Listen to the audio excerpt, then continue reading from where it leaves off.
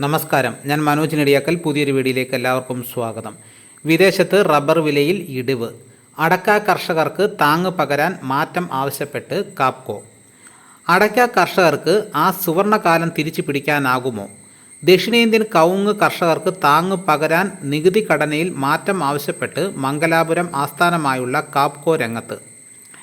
ചില സംസ്ഥാനങ്ങൾ അടയ്ക്ക ഏർപ്പെടുത്തിയ വിപണി നികുതി ഒഴിവാക്കിയാൽ കാർഷിക മേഖലയ്ക്ക് മികവിന് അവസരം ലഭിക്കുമെന്നാണ് കർണാടകത്തിലെ ഈ അർദ്ധ സർക്കാർ സ്ഥാപനത്തിൻ്റെ വിലയിരുത്തൽ.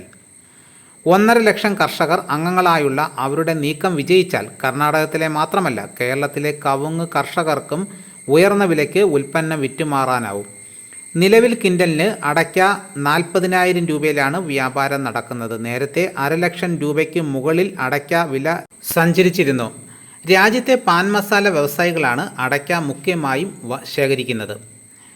ജപ്പാൻ റബ്ബർ അവധി വ്യാപാരത്തിലെ അധിക വാങ്ങൽ വിപണിയിൽ സാങ്കേതിക തിരുത്തലിന് ഇടയാക്കി. വിലയിൽ തിരുത്തൽ സാധ്യതയ്ക്കുള്ള സൂചന ഇന്നലെ നൽകിയത് ശരിവെച്ച് റബ്ബർ വില കിലോ 448 യെന്നിൽ നിന്നും 437 ഇടിഞ്ഞു. പശ്ചിമേഷ്യൻ സംഘർഷാവസ്ഥ അയവ് കണ്ട് തുടങ്ങുന്നതും ക്രൂഡ് ഓയിൽ വിലയിലെ ഇടിവും റബ്ബറിനെ സമ്മർദ്ദത്തിലാക്കിയതോടെ ബാങ്കോക്കിൽ ഷീറ്റ് വില കിലോ 306 രൂപയായി താഴ്ന്നു.